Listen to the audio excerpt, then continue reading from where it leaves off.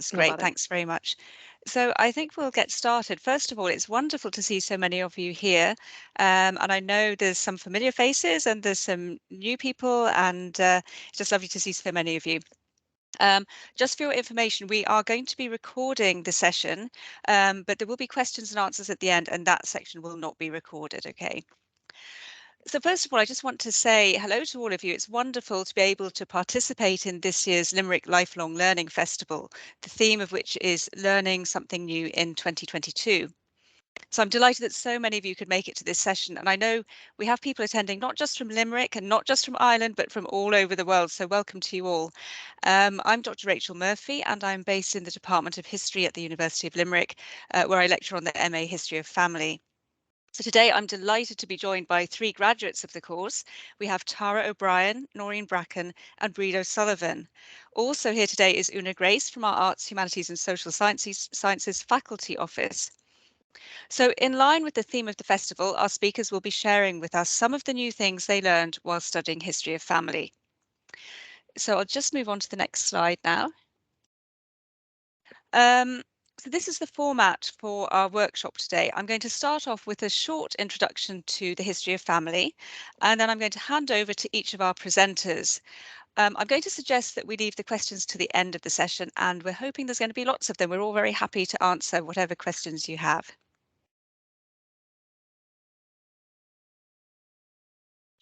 So what is history of family? Well, it's a relatively recent field of study.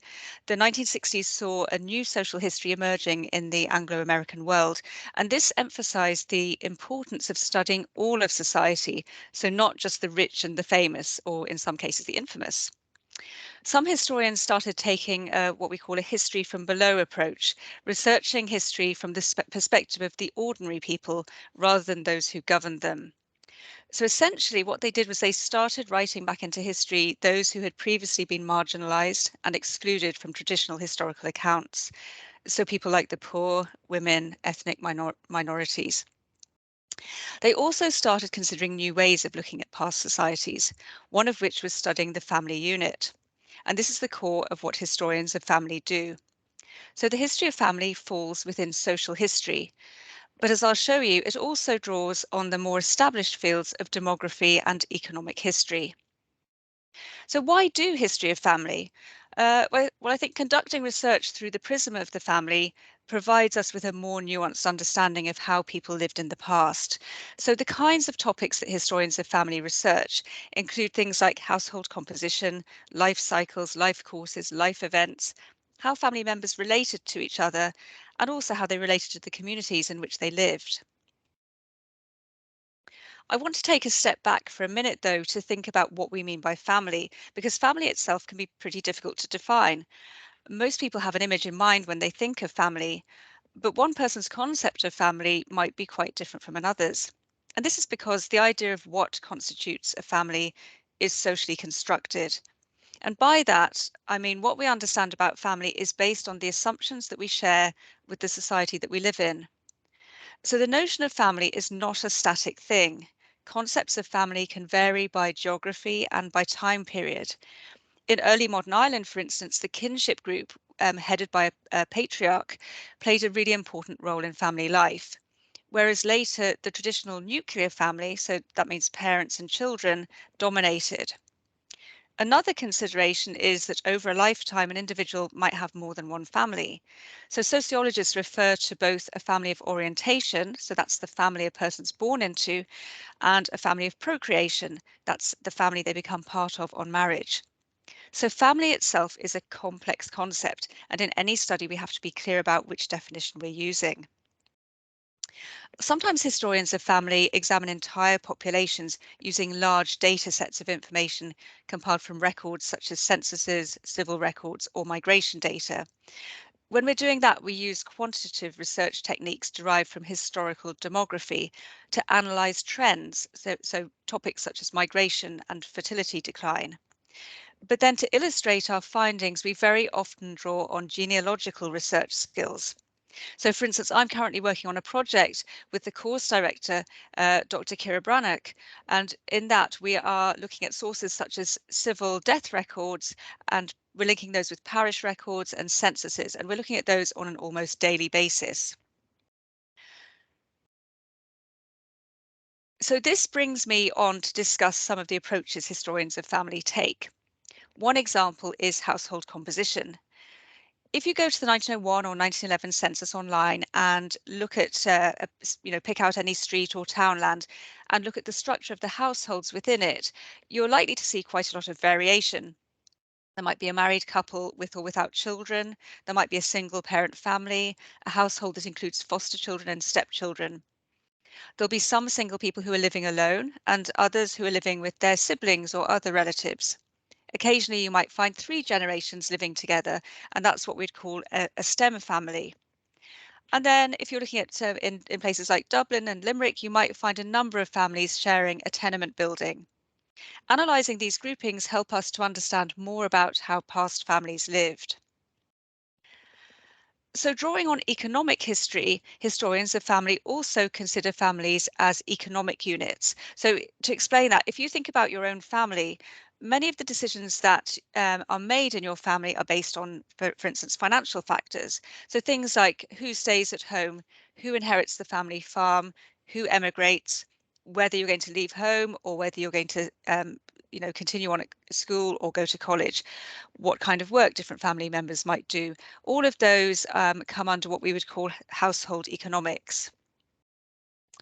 We're also interested in understanding family relationships. So the previous examples I've given rely very much on quantitative sources, but we also work with a wide variety of non-numeric or qualitative sources. So that means things like letters, diaries, and memoirs, which we can analyse thematically. And this kind of research provides us with interesting insights into familial relationships, so things like emotional responses and the social conventions of the period.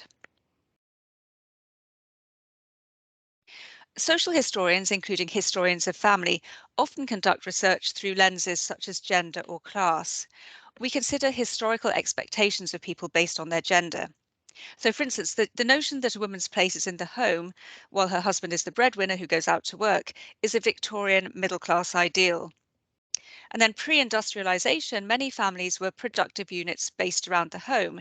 So if you take, for instance, a pre-famine Ulster weaving family, the women would be spinning, the men weaving, and the children would then be expected to assist in various ways. The breadwinner model that I mentioned there also plays into ideas of class. So in the late 19th and early 20th centuries, middle class women were not expected to work and they often employed servants. But many working class women had no choice. The pin money that farming women received for selling butter and eggs often contributed significantly to the household economy, as did the wages that women in industrial areas brought in from steady employment in factories.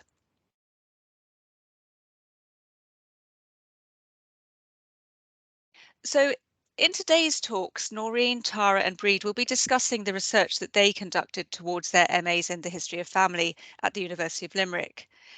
So I just wanted to give you a little bit of background about it because I know there's some people that are on this in this meeting at the moment that have approached us because they're interested in learning more about the course. So the course is unique both in terms of the field of study and also because it's been running since 2006. So it's been conducted both online and in classroom since 2006. And one of the things that I love about the course is that we have students from Ireland who are working side by side with classmates from other European countries, as well as those based much further afield in places such as Australia and America. And that really brings a lot to the classroom, having that diversity and the different experiences that we can all share together. The course is 1 year full-time and it's 2 years part-time, and students conduct modules in history of family, Irish cultural history, families and communities, migration, and then there's a final module that you will do that relates to dissertation writing. And this is what the students or the graduates that are presenting today, they're going to be talking a little bit about some of the research that they did. The dissertation can be on any history of family related subject. And personally, I'm constantly amazed at the variety of topics that our students select. They're all fascinating and they're all very different. So I think what I'll do now is, without further ado, I'll introduce you to our first presenter, Tara O'Brien. So Tara completed the University of Limerick's full-time MA History of the Family programme in 2020, while also working full-time, and she graduated with first-class honours. The MA was an opportunity to expand on research interests that she already had in social, local and family history, building on ongoing concerns with individual agency and micro-social change. In 2021, her article, Irish Rural Youth and the Economy of Regard in the Household Economy 1950 to 70, was published in UL's History Journal, which is called History Studies. Tara's professional role requires exploring the past to understand the present and to shape the future. However, she hopes to begin a part-time PhD in history soon, expanding on some of the themes that emerged during her MA research. So Tara, I'll hand over to you now. Thank you very much, Rachel. Hello, everybody. It's always harder to be the first one up, but let's give this a go. My name is Tara O'Brien, as Rachel said. I grew up on a farm in the parish of Drumcullen and Eglish in southwest County Offaly. You'll see a map just there if you're not familiar with the place. I spent my adult life living and working in Dublin. Like most of you, my life has been a mixture of success and failure. Some time ago, I was interviewed for a job, and one of the interviewers said that I was a dropout, meaning I'd started but hadn't finished college. A few years ago, I was unsuccessful in applying for promotion. The difference, I was told, was that the successful candidate had a master's and I did not. Maybe it's a symptom of middle age, but I began to define myself in terms of my failures more than my successes. So why the MA History of the Family? Well, it started with a tweet. In August 2020, I spotted one about the master's programme. When I looked at the detail, I got very excited, but a little sad. Family history or genealogy has long been my hobby, and it's something I would love to have studied, but I thought the programme wasn't for somebody like me. For starters, I didn't have a degree in history. I didn't know if I could do real history, the kind of history we did in school about important men, battles, and dates. I was interested in a different type of history. I was too old and too busy at work and with family. But really, and more importantly, fear of failing again, of not completing again, held me back. All of the other reasons were really just excuses. I didn't have the confidence in myself that I could succeed and not fail. Thankfully, I'd shared the tweet with a positive comment. Then began the process of coaxing me to apply. The course could be done part-time, as Rachel said. It was available online. Classes were recorded so I could catch up. And importantly, I could pay in monthly instalments. I decided, with the encouragement of Dr. Murphy and Dr. Brannock, to do something for myself, not for my job or my family, but for me. I applied, I was accepted, and it was the best decision I could have made. I came to understand that history is not just about reciting names and facts. It's about applying it to decipher events then and how those events and people in the past have shaped our present. I learned that my type of history was valid and that the lives of ordinary people and how they interacted with and shaped the world around them is a legitimate historical subject. My confidence grew in my job and in my ability to develop a new career. Through completing this MA, I began to use what I've learned to support others on their journey, discovering their own family histories. And for me personally, I realised that while I had failed in the past, I was not a failure. There are different types of master's programs you can do. One is entirely by research, and the other is a taught master's like the MA History of the Family. That means you attend classes as well as undertaking research. Your learning journey is supported and structured. Nothing is a mystery. And that's invaluable when you're an uncertain, mature student like me. The programme allowed me to apply my interest in genealogy or family history and local history. Whenever we had an assignment, I was usually able to take local and family records and apply it to the topic. One week it might be to look at what the 1901 and 1911 census documents could tell us about a particular family. Another week it might be to summarise a reading, which allowed me to reflect on how it applied to my own family history, like widowhood, for example. But at the end of each term or semester, we had to write a research essay for each module. These allowed me to explore local stories and family histories in more detail, and to choose topics of interest to other family members. The latter was particularly important since they were seeing a lot less of me because of college commitments. And so I discovered the forgotten story of John Grogan, a disabled schoolteacher in English in the 1820s, who was convicted of kidnapping a local woman, Miss Smith, with the intent of forcing her to marry him. John's parents wrote letters pleading for clemency, and these were supported by the same men who had convicted him. John was spared hanging and instead transported to Australia, where he remained until he died some decades later. Within my own family, a granduncle, Terence, something of a legend, had emigrated to South Africa and on to Zimbabwe sometime in the 1890s. One of the modules in the second term was on the subject of migration. We know very little about Terence as he died suddenly in 1914, on a return visit to Ireland with his wife and infant son. Through preparing this paper, I was able to explore how and when he made it to Zimbabwe, and what his experiences might have been like as an Irishman in a new British colony. Aside from the social history of migration to this place, I discovered new records for family history research, and through them was able to make a connection between my family and several families in Woodford, County Galway before the famine. I also researched and wrote about the United Irishwomen, a precursor to the Irish Countrywomen's Association, and their approach to activism, a topic that interested my mum. And I explored attempts to revive the Irish language from the 1840s through to the early years of the Irish Free State. That paper allowed me to look at Irish language revival efforts in my own area. That one was for my dad. All of these short homework exercises and the longer research papers were preparation for a deeper piece of research, the dissertation or thesis. Like a lot of Irish farming families, I grew up in a multi-generation household, or as Rachel called it, a STEM household, STEM family. More importantly, I grew up in a house of stories. My family home was a rambling house in the community and the ancestral place of numerous families in America, while my grandmother Josie was a beloved aunt and grandaunt to families around Ireland and England. Neighbours, extended family, and my own family told stories about our own place and pastimes and about its people.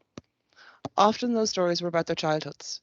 The stories that were missing were the stories of all these people as teenagers and young adults. For those who were still living, their teenage years and young adulthood were spent in a significant time in Irish history, the period between becoming a republic and joining the EU, or EC as it was called then. Their childhoods were in the hungry 40s, their teenage years and young adulthoods in the bleak 50s and the swinging 60s. The Tilly lamp was making way for the tungsten light, and a factory came to my entirely rural parish. I decided to collect oral histories from men and women in the parish who had been teenagers and young men and women between 1950 and 1970. They were past pupils of the three national schools in the parish. Because of COVID, those interviews wound up being done over the phone rather than face to face. Possibly because of COVID and because everyone I interviewed was cocooning, I got much more time in each interview than I might have had otherwise. The stories they shared with me were rich and complex, stories about infant and young adult death, about conflict, leaving home and emigration, about hardship and joy, about earning money and earning respect, about rites of passage and the racket on the radio, adventure and the role of hurling in return migration, about chaperones and dance halls, the secret cinema, and causing Lancashire car crashes with the flash of a leg. The pictures you see here on this slide reflect the lives they described. The picture of the man with the horse was taken in the nearby town of Birr in the 1960s. The group photo was taken in the village of Killeen in my parish in the same decade. And as Dermot's quote indicates, there was a strong sense of community. This is reflected in the Mehel, or community exchange of labour, and the general supervision of girls. Just bring that up there. New employment opportunities came to the parish with the opening of the Board Namona factory in Derrylach and the ESB plant in neighbouring Forban. There were jobs on the road working with ESB in the electrification of Ireland, and there were office jobs in these new factories. But despite these new employment opportunities, they talked about growing up and leaving home, and the reasons for that. For some it was adventure, for others to escape the despair in the family after a sibling death, or the chance to make some money of their own. For the girls, it was an opportunity to escape family and community control.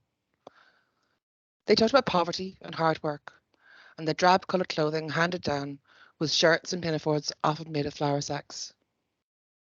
And they talked about joy and innocence, as Ellen and Bridget's quotes show. They contrasted their childhoods and rural homes with the bright colours and sharp clothes of the city, and the latest shocking styles of desperately pulling miniskirts down to cover knees, and of too loud clothes being thrown on the fire. I took all of these individual stories and wove them together, examining how they were similar and different from each other, and from the stories of other young people in Ireland and England. Their a bigger story, how the modernisation of Ireland affected Ireland's rural youth, and how their actions changed the families, the communities that they came from. And on that note, I'll end by thanking you for your attention and the opportunity to share this with you. I hope that my story encourages you to do the MA History of the Family in UL, and I'll be glad to answer any questions later. Thank you very much. Bye-bye. Thank you very I hope you much, stopped Tara. sharing. Was I on time, Rachel? You stopped sharing. Thank you very much, Great. Tara. Thanks. Yeah, I think that was two a seconds. fascinating presentation, and I gave you an insight, I think, into what it's like to some of the motivations for doing the course, what it's like. You got a flavour of that as well, and then also the fantastic research that Tara did using oral history there, interviewing people from her home community. So I'm sure there will be questions for you afterwards, Tara, but in the meantime, thank you very much. And I think we will now move on to the next presentation, which is by Noreen Bracken. So I'll just introduce you, Noreen, first. So Noreen is a graduate of University College Dublin. She holds a BA Honours in English and History, a higher diploma in Education, and a MA Honours in Modern Irish History. An English and History teacher with the City of Dublin Education and Training Board since 1991, over the years she's taught both mainstream students and adult education learners. Between 2017 and 2021, she undertook further studies as part-time online student in the University of Limerick's Certificate in the History of Family and Genealogical Methods, University College Cork's Diploma in Genealogy, and UL's Masters in the History of Family, graduating with first-class honours in all three courses. An excerpt from her diploma in genealogy dissertation was published in volume 13, number 3 of the Irish Genealogist Journal in 2020. And more recently, research she conducted on Knocknagarhoon Glebe, Newport, County Mayo, features in a book published by the Newport Historical Society to commemorate the town's tricentenary, Newport 300, the first 200 years, 1720 to 1920, which was launched by the former Taoiseach and Kenny on the 1st of May 2022. So I'm just going to put your slides up here for you, Noreen. And then if you just want to tell me when you want me to move them forward, that's great. So thank you very much. I'm not on mute now, am I? No, we can hear you. Thank you. Okay, right. I think Tara's presentation now will be a hard act to follow, but here goes. My presentation obviously is on the coroners of County Clare, 1822 to 1922. Next slide, please, Rachel. Okay, so first off, the presentation structure. I'll tell you a little bit about how I came to do the MA, some of the new things I learned, and what my topic was about. Next slide. Okay, so first off, why I did the history of the history of family MA. So like most people who have done the course, I had a long time interest in genealogy and local history. And by 2017, I just felt like I was getting stuck in a rut, you know, work and stuff. And I decided then to go back to education myself and to do something like Tara said, just for me. At the time then, I went and did, you know, the certificate and the diploma in genealogy, and the course director there, Dr. David Butler, he actively encouraged us all then, you know, to go and progress to do the MA. A big attraction of doing this MA is the fact that it is the only postgrad of its kind in Ireland. Also very attractive to me was the option to do the online part-time 2-year course. Simply because then I was able to work, but also to be able to spread out the cost of the fees over 2 years. Now, this MA actually allowed me then to explore a topic that I'd touched on during my diploma dissertation on suicide in County Clare in the 19th and 20th centuries, to explore it more fully. And I also had a personal interest in this topic due to finding out that Ballycasty House, which you can see in the photograph there, it's situated, some of you might be familiar with it, on the outskirts of my hometown of Shannon, and it had once been the home to coroner Matthew Canny and his family. So next slide, please, Rachel.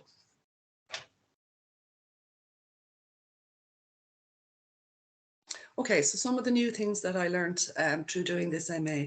I'd learned the history the traditional way, but causes, courses and consequences. So for me, this was a completely new way of studying history. I learned about theories, methods and approaches that Rachel had spoke about there at the beginning of her the introduction.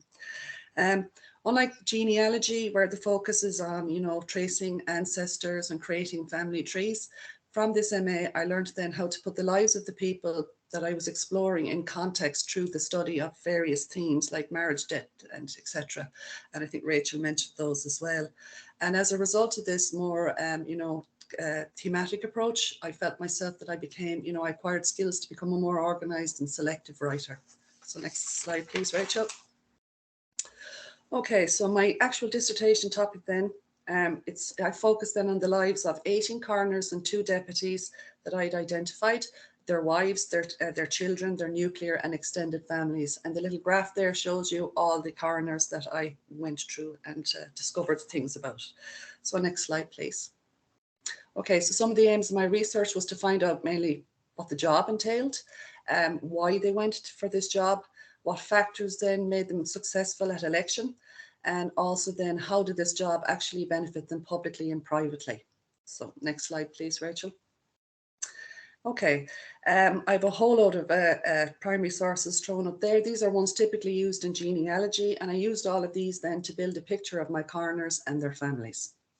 Next slide, please. Okay, so this quote here taken from Charlie Flanagan, the ex-Minister for Justice. I think that it neatly explains why the coroner provides such an important public service to society in Ireland. Okay, and he's talking about today, but the service was just as important back when I was doing my research. I don't mean when I was back there live then, but in the last few centuries. Okay, next slide, please, Rachel. So some of my main findings then about the job. Obviously, the job's been on the go for 800 years, so it's there. It's an ancient one. Once a coroner became elected, then they tended to serve for life unless they were dismissed, for certain reasons, such as like extortion. They could be, for medical reasons, for not actually doing the job properly. They didn't get any training. They had to just rely on manuals. Their main role, obviously, is the same today as it was then, is investigating, sudden violent or suspicious deaths and deciding whether to hold an inquest or not. For the coroners of County Clare, I discovered it wasn't an easy job. And I have a little map there of County Clare at the time in 1838. It was a very backward county, very poor county, very poor roads that they'd have to travel on. And one of the awful things they had to do was this requirement to view the body. Often the body would be in situ, so it could be in an extreme state of putrefaction, so it'd be quite harrowing. All kinds of weathers, going to very isolated locations. They faced opposition from a lot of family members who didn't want an inquest, particularly if it came to having to exhume a body. You could have families trying to attack them, so you'd often have to have the police and the military involved.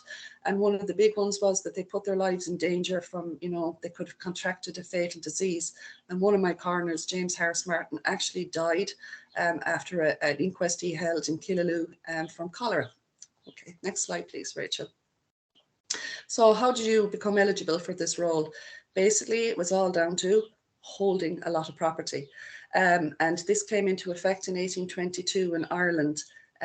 Basically, the powers that be decided that somebody with a lot of, land was, considered more of a loyal person to the crown, and they wanted that kind of a person in the job. So from 1822, then you had to actually hold an estate of inheritance worth, valued at £200 per annum, or a freehold valued at £400 per annum. By 1846, they're realizing all over the country, now this isn't just for Clare, that it was very wealthy landowners weren't exactly jumping at this job. So they reduced the amount of money that you needed to have for the job to £50 per annum for an estate of inheritance, or 100 for the freehold. By 1881, the property qualification was completely scrapped, and from now on you had to either be a barrister, a solicitor, or a justice of the peace of 5-year standing. Final act there to look at is 1898. It's the Local Government Act, and this got rid of elections by popular vote, and instead the county councils then were given the power to decide or to pick somebody of their choosing for the role. So next slide, please. Okay, so why did they want this job? And the biggest reason why they wanted the job from my research, I discovered, was the elevated status. You got the title of the coroner. Linking it with property, publicly people then knew that you were a wealthy man, so there was kudos attached to this. The fact that there's very few jobs going at any one given time, really there'd only be 3 coroners on the go from 1825 onwards. So there's a limited number of jobs, so it makes it very high, like a highly coveted position. So people were jumping for it.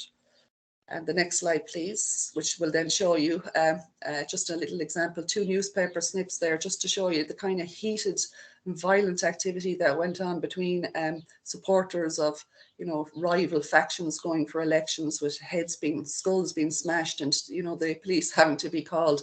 So basically, the jobs were highly contested, mainly, right? 60% of them were. When I said there at the top there, the 10% were uncontested, this doesn't mean that people weren't interested.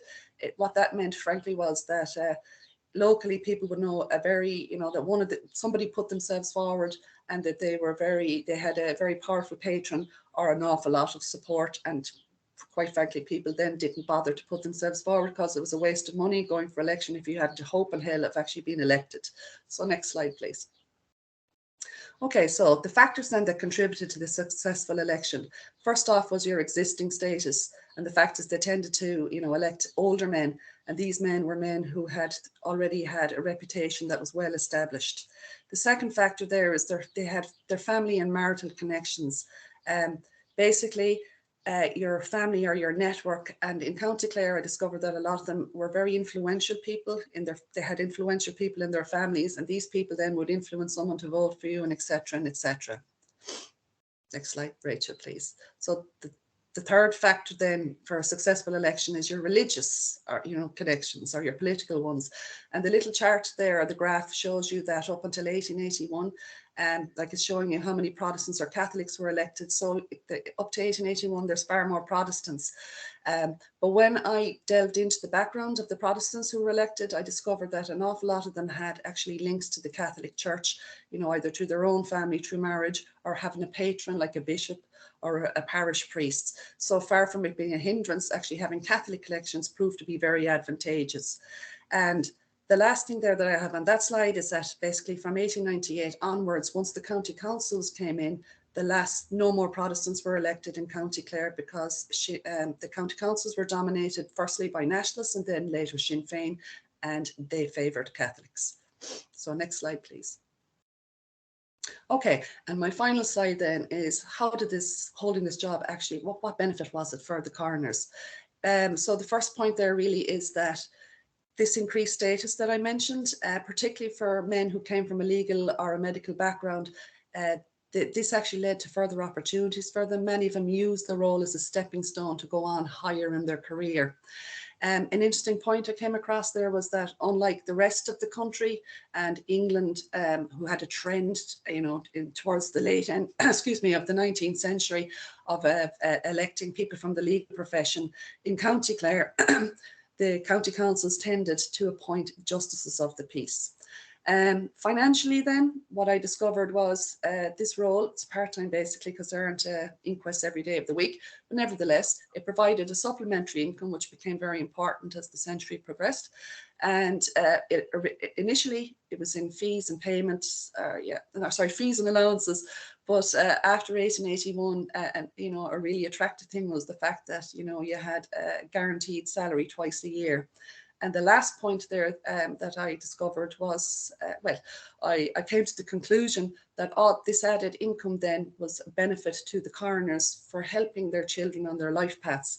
Many of the coroner's sons that I investigated, they received an elite education, going to expensive boarding schools like Clongowes Woods, or sending your child to Trinity College. So that's for the sons, and they then went on to get good careers for themselves. Their daughters then, the money would have been used to help put your daughter, not mean put her into a convent, but to pay for your daughter to enter a convent, the dowry for marriage, or to ensure that your daughter was, able to live on private means after your death. So that's basically my findings, and thank you for listening. And if you have any questions at the end, I'd be happy to answer them. Thank you. Thank you very much Noreen, thank you very much. Again, I think that was another fantastic presentation, and that just gives you an idea of, one piece of research that one of our students has done. And I know I know we have quite a few people from Clare or who have links to Clare that are in the audience today, so I think they will be delighted to hear that and maybe want to hear a bit more about it, I understand. So we might hear more from you at another point in time, Noreen. And talking about Clare, our next presenter, Breed O'Sullivan, is also going to be presenting about her research which relates to Clare. I'm just going to get the presentation up here for you, Breed. If everyone just bears with me a minute, and I'll share it in a minute. So Breed currently lives in Carrigaline, County Cork, but was born and grew up on the north side of Dublin. Breed has strong links to County Clare, where both her parents are from. A graduate of Maynooth University, Breed achieved her BA in History and Classics before moving to the United States in the 1990s. Upon her return to Ireland, Breed worked for over 20 years in advertising and banking. Then in 2019, she attained a diploma in genealogy from University College Cork and then joined the Masters in History of Family in the University of Limerick, where she graduated in 2020. Breed has continued researching since graduation, building upon her master's research and also investigating illegitimacy and infanticide in rural and urban areas. So I'm just going to open up that presentation for you, Breed, and thank you. And we'll get started. Okay, thanks very much. Thanks, Rachel. Hello, everybody. As Rachel just said, my name is Breed O'Sullivan, and I am a graduate of the Masters in History of the Family at the University of Limerick. I graduated in 2020 and I attained first-class honours. In slide 2, my reasons for studying the Masters in History of Family. Well, when my daughter started junior infants, I decided to also go back to education 21 years after getting my degree. So sometimes when you're young, you don't realise what you have and how lucky you are. And I suppose I wasted my college years partying and didn't perform to the best of my abilities or as well as I thought I was capable of doing. I had always had a love of family history and stories, and I always really enjoyed genealogy. I enrolled in the Diploma of Genealogy in University College Cork with Dr. David Butler, which is a 2-year course. And I wrote a dissertation in the second year about a family member who had migrated from West Clare in the 1920s and who ended up in Buffalo, New York, working as a railway detective. I so enjoyed the research and writing that I knew I wanted to continue. So I enrolled in the Masters of Family History in September 2019. And I chose this course because for family reasons, I needed an online course. However, with blended learning, there was also the option of going to campus and attending lectures whenever I could. I liked that the choice of dissertation, subject and research was mine at all times. It was very important to me that I could write about what interested me. And to work on something for a year, you really do need to like what you're writing about and still be interested in it 12 months later. So on slide 3, what I gained from studying at the Masters of History of Family, upon completion, I suppose I had such a sense of achievement and a newfound belief in my abilities and to further my studies, my education and my research even further. My completed dissertation was to me a substantial piece of work and research on a people that would have otherwise been forgotten by time and was now something that could be built upon and expanded in the future. Written assignments and end-of-term essays had really helped bring my academic writing to the level it needed to be at in order to write the dissertation. And these assignments were very subtly allowing our research to grow and evolve through the use of presentations, academic posters and essays. And you also learn that you don't need to include all of your research. The ability to be able to pick and choose what goes into your dissertation is very hard, as everything is interesting to you, but not everything is needed. And it's hard to leave information out. There is also a huge amount of support from the start in this programme. So whether you wanted to keep writing on your own with the odd supportive phone call and feedback whenever it was needed, or whether you needed and wanted continuous support, it was always there throughout the whole academic year. So on slide 4 there, the title of my dissertation is The Townland of Knocknagarhoon, a study of population, households, family, people and migration. It's a bit of a mouthful. It is a study of a small townland called Knocknagarhoon, which is situated near the tip of the Loophead Peninsula in West Clare. My mother is from there, and it's where I spent a lot of time as a child. And it was always a lonely place growing up, typical of rural Ireland, with ruins of old houses and farmland being farmed by older male bachelors and no children in any of the houses. Yet the 1901 and 1911 census of this townland showed a vibrant community of large families and children. In 1901, there were 9 households recorded by the census, and in 1911, there were 8. So I wanted to go beyond the census, which is in essence a photo snapshot of one night only. And I wanted to find out what happened to everyone, where did they go and why. So on this map of Clare on this slide, this shows the area west of Kilkee, and Knocknagarhoon is outlined in red to the north of the village of Carrigaholt. So on slide 5, my research questioned where did the population of Knocknagarhoon go to, but it also questioned how did some households survive and others did not. The population of this townland in 1851 was 84, but by 1911 that was 41, and by the time I was there in the 1970s there was 11 people living there. So what happened to those who were also not captured by any census, so those people who had already left the townland by 1901? What happened to all of the young people captured in the 1901 census, which at that time demonstrated an absolutely perfect gender divide? Was there an expectation that they had to migrate, or did they make their own individual life decisions? The pictures on this slide show some of the people from Knocknagarhoon who were recorded in the 1901 and 1911 censuses. The 2 gentlemen in the upper right corner, that photograph was taken upon their arrival into New York in 1927. So on slide 6, my research falls at a juncture of many types of historical studies. So not only the history of the family, but also demographic history, social history, and local history, which when worked together can reveal the historical experiences of the people, the individuals in the community, rather than the history of the society as a whole. So going beyond a census return can also allow research to go beyond the common dominant narrative of the Irish rural family since the famine, that of the very large family with surplus children that needed to be dispersed and one heir needed to be kept at home. So I analysed the population of this small townland as existed in 1901 and 1911, and matching manuscript census allows an intimate insight into changes over a period of time at the simplest level of a census, which is the townland. And census returns are also the strongest primary resource for people who didn't leave very many written records.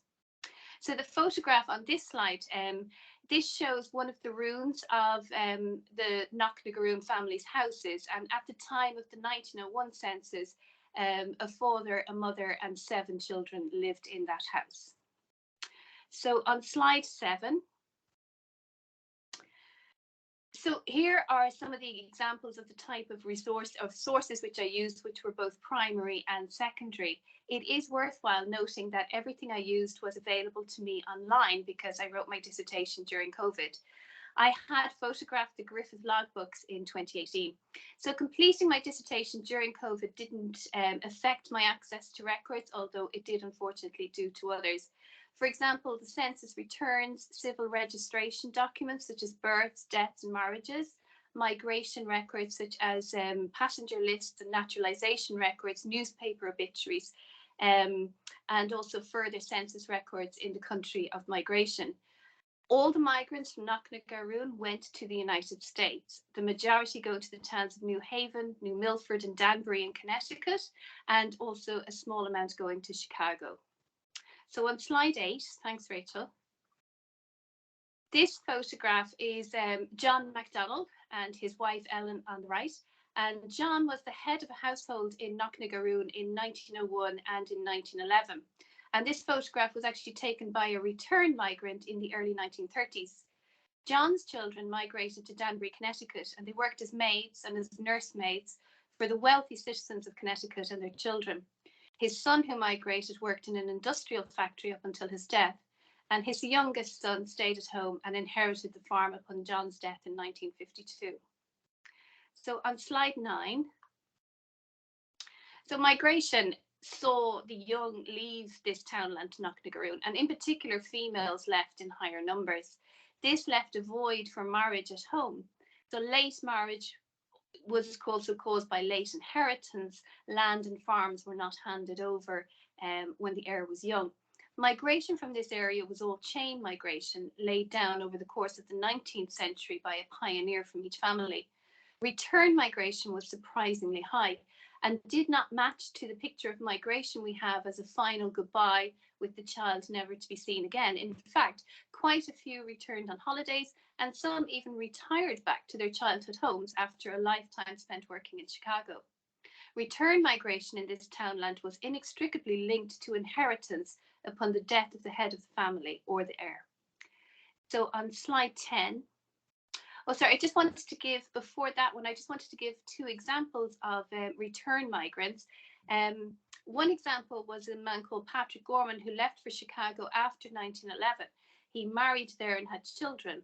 And upon the death of his mother and his two brothers from TB in Kilrush Workhouse, Patrick and his new family moved back to Knocknagarhoon and allowed the Gorman name to continue by carrying on farming the land. And his American-born children, therefore, allowed further migration in the future. And another example was their next-door neighbour, Margaret O'Gorman, who had migrated to Danbury, Connecticut in 1903. She married there and had 3 children, but when her father and her brother, who had been the heir, both died, as the eldest daughter, Margaret, was summoned home with her husband and her children to inherit the family homestead. So on slide 10, this lady is Alice Hastings, and I just thought you might like to hear about her because Alice left Knocknagarhoon in 1890 at the age of 60. And she and her entire family were not caught on the 1901 census. Her 8 children all migrated to New Milford, Connecticut, and she joined them in 1890. She died there 10 years later. So while I was researching, it came to my attention that there was a field in Knocknagarhoon called, still to this day, Ali's Field. And no one knew where the name came from, or indeed no one remembered or had ever heard of the Hastings family. And that field is located exactly where the Hastings home would have been, and no doubt was named after this lady. So in fact, when the Hastings family moved to New Milford, they moved alongside 3 other families who had also left Knocknagarhoon, and they intermarried and they all lived side by side on the same road. So in conclusion, on slide 11, here are a few points which my dissertation investigated and explored, such as return migration, inheritance, the poorest families all leaving either through death or through migration, the effect of celibacy and bachelorhood on the end line of the families, and the endurance of some families through return migration and inheritance. So thank you very much for listening.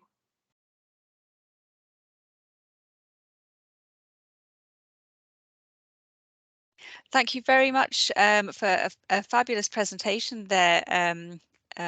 Sorry, my screen has gone off there. Breed, that was really interesting. And again, I think we really got a sense of Knocknagarhoon and what happened over that period of time and the impact of migration.